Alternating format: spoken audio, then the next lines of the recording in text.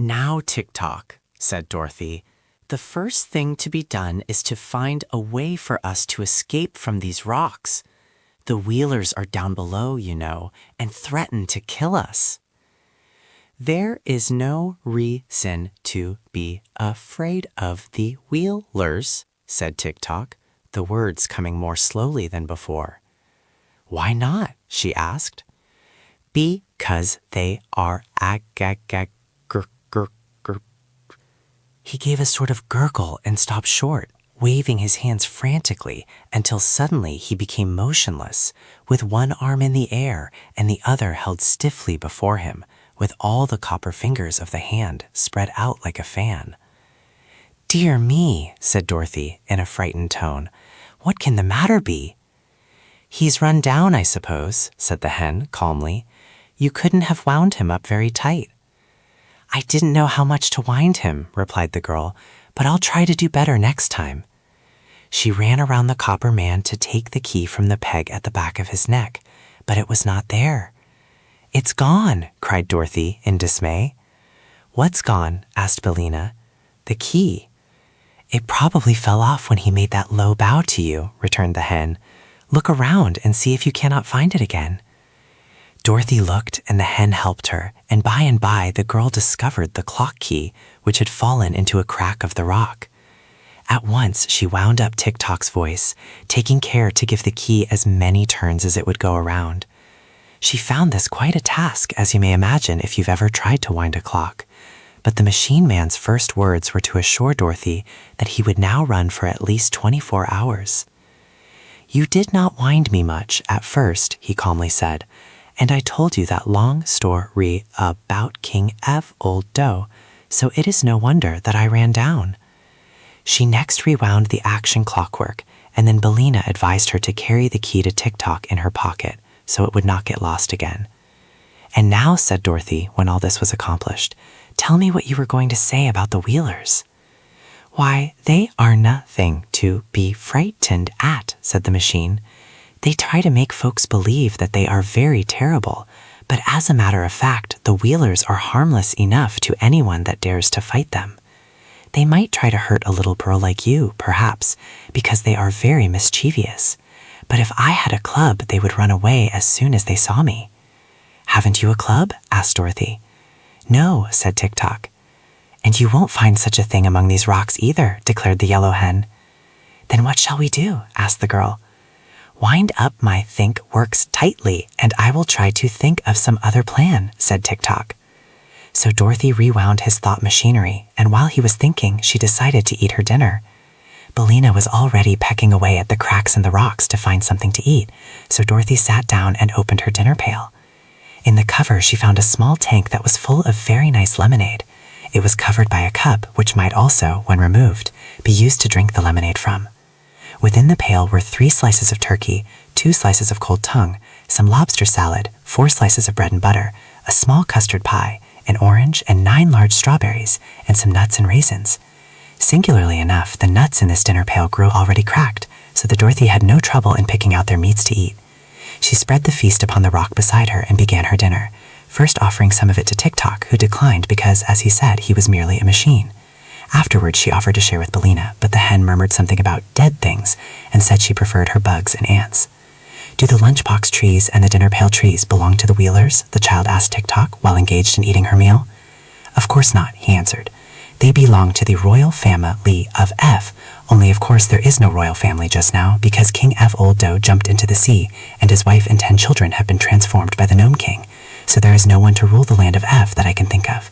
Perhaps it is for this reason that the Wheelers claim the trees for their own and pick the luncheons and dinners to eat themselves." "But they belong to the king, and you will find the royal E stamped upon the bottom of every dinner pail." Dorothy turned the pail over and at once discovered the royal mark upon it, as Tick-Tock had said. "Are the Wheelers the only folks living in the land of Ev?" inquired the girl. "No, they only inhabit a small portion of it, just back of the woods," replied the machine. "But they have always been mischievous and impertinent, and my old master, King Evoldo, used to carry a whip with him when he walked out to keep the creatures in order. When I was first made, the Wheelers tried to run over me and butt me with their heads, but they soon found I was built of too solid a material for them to injure. You seem very durable, said Dorothy. Who made you? The firm of Smith and Tinker in the town of Evna, where the royal palace stands, answered Tick-Tock. Did they make many of you? Asked the child. No, I am the only automatic mechanical man they ever completed, he replied. They were very wonderful inventors, were my makers, and quite artistic in all they did. I am sure of that, said Dorothy. Do they live in the town of Evna now? They are both gone, replied the machine. Mr. Smith was an artist as well as an inventor, and he painted a picture of a river which was so natural that as he was reaching across it to paint some flowers on the opposite bank, he fell into the water and was drowned. Oh, I'm sorry for that, exclaimed the little girl. Mr. Tinker, continued Tick-Tock, made a ladder so tall that he could rest the end of it against the moon while he stood on the highest rung and picked the little stars to set in the points of the king's crown.